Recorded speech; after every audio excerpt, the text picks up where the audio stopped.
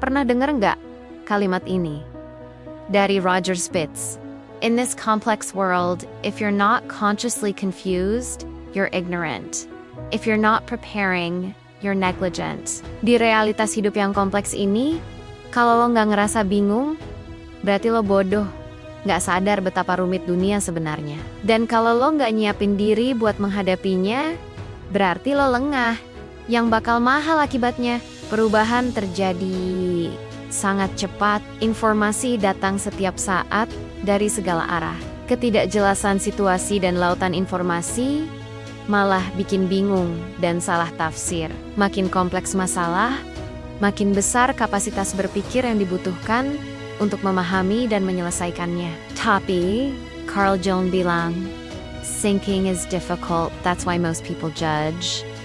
Otak manusia didesain untuk hemat energi, sehingga lebih suka jawaban cepat, simple dan pasti, daripada harus capek mikir untuk paham realitas yang rumit. Tinggal menghakimi dunia hitam dan putih.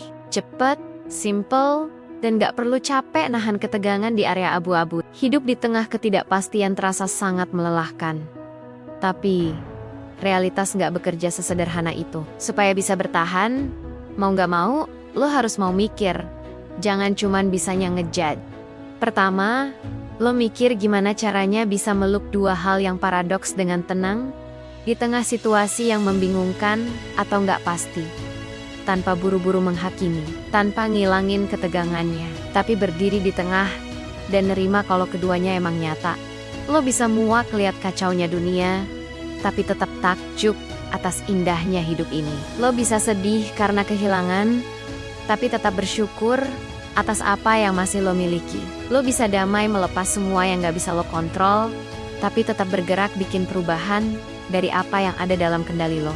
Kebayang kalau lo berhenti di satu paradoks, tanpa meluk paradoks satunya lagi, apa yang terjadi? Cuma muak ngeliat kacaunya dunia, bikin lo jadi sinis dan frustrasi. Cuma sibuk lihat indahnya hidup, bikin lo jadi naif dan abai terhadap realitas. Cuma fokus ke jeleknya aja dan sedih terus, bikin lo jadi depresi. Cuma pasrah dan nerima, bikin hidup lo stuck. Cuma obsesi ngontrol segalanya, bikin hidup lo jadi chaos karena cemas terus. Hal kedua yang harus lo pikirin, gimana caranya lo bisa jadi moderat, menempatkan sesuatu pada tempatnya secara proporsional. Karena yang paling optimal muncul dari tengah dua ekstrem. Berani di antara ceroboh dan pengecut. Dermawan di antara kikir dan boros.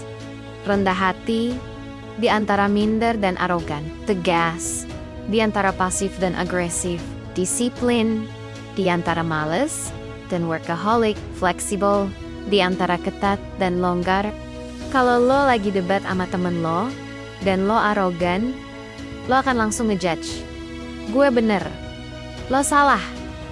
Ini lo ngajak berantem. Tapi kalau lo rendah hati, lo mikir dan akan bilang, gue rasa gue bener, tapi bisa jadi gue salah.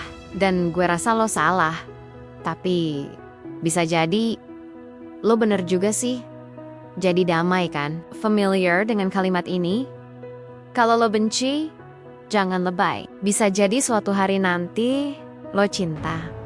Kalau lo cinta, jangan lebay juga. Bisa jadi suatu hari nanti lo benci. Apapun yang ekstrem, entah itu berlebihan atau berkekurangan, cepat atau lambat, pasti akan memicu masalah dan penderitaan dalam hidup lo.